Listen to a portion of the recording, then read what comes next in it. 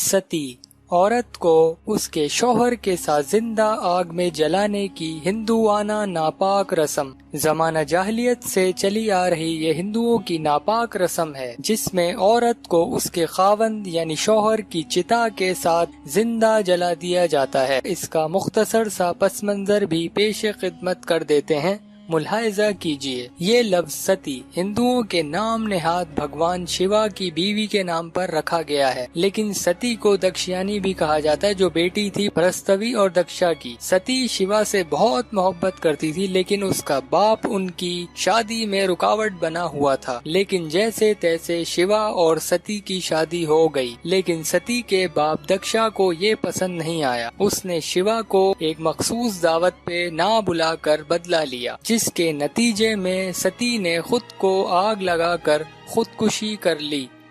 شیوا جب واپس گھر پہنچا تو وہ ستی کی جھلسی ہوئی لاش دیکھ کر اپنے غصے کو قابو میں نہ رکھ سکا، پھر بجلی کی سی تیزی سے جا کر ستی کے باپ دکشا کو موت کے گھاٹ اتار دیا۔ پھر جب سے ہی اس ناپاک نسواں کش یعنی عورتوں کو ختم کرنے کی رسم کا آغاز ہوا، جن کا ذکر ہمیں ہندو مت کی کتابوں میں ملتا ہے۔ ملاحظہ کیجیے، مہا بھارتا ادی پروا 1:25 سے اقتباس۔ مدراس کے راجا کی بیٹی پانڈو کی بیوی اپنے شوہر کی چتا کے ساتھ جل گئی۔ مہا بھارتا ادی پروا 1:26 سے اقتباس۔ اس کی بیوی مداری نے خود کو زندہ جلوا دیا اور اس طرح اس نے اپنی زندگی کی قربانی دے کر اپنے پربھو کے ساتھ اچھی بیویوں کی طرح سورگ میں رہنے چلی گئی۔ پرسارا سمرتی 4:28 سے اقتباس۔ اگر ایک بیوہ اپنے مردہ شوہر کے انتم سنسکار پہ خود کو بھی اس کے ساتھ آگ میں جلوا لیتی ہے تو 10 لاکھ سال تک سورگ میں رہتی ہے۔ وشنو سمرتی 25:14 سے اقتباس۔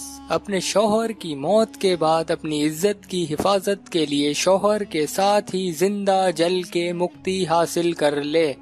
پیش کردہ حوالہ جات کی روشنی میں یہ کہا جائے تو بالکل غلط نہیں ہوگا کہ ہندو مت ایک حیوانی، باطل، شیطانی معاشرہ ہے، جس میں ہر وہ برا انسانیت کش کام آپ کو مل جائے گا جس کو سن کر خود شرم بھی شرما جائے، اور خاص طور پہ عورت کے لیے تو یہ انتہائی خطرناک ہے۔ یعنی ہندو مت میں عورت کی 2% کی بھی کوئی اوقات نہیں ہے، جس کا اندازہ مندرجہ بالا حوالہ جات کو پڑھ کر بخوبی لگایا جا سکتا ہے۔ ہندو مت کے حساب سے عورت کو مرد کا زر خرید غلام گردانا گیا ہے، یعنی جب تک شوہر زندہ ہے تو عورت بھی زندہ ہے۔ جیسے ہی شوہر کی موت واقع ہوئی تو عورت کی بھی سانسیں اس کے ساتھ ہی جبراً روک دی جاتی ہیں۔ لیکن بہت سے لوگ یہ سوچ رہے ہوں گے کہ کیا اس دور جدید میں بھی بھلا کوئی ایسا کام کر سکتا ہے؟ تو جواب ہے جی، بالکل کر سکتا ہے۔ ہندو مت میں آج بھی بالکل ویسا ہی کام ہوتا ہے جیسا دور جاہلیت میں ہوتا تھا۔ اس کی زندہ مثال یہ پیش کردہ حوالہ جات ہیں، ملاحظہ کیجیے۔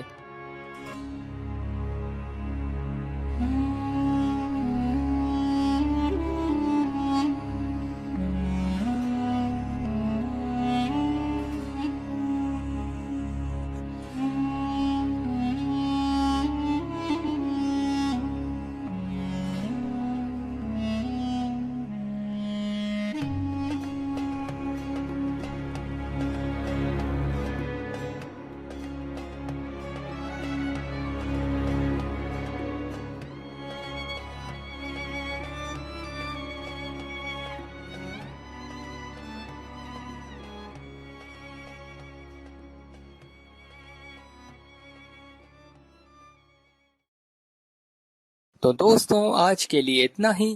انشاءاللہ دوبارہ آپ کی خدمت میں حاضر ہوں گے۔ جب تک کے لیے اجازت دیجیے، اللہ حافظ۔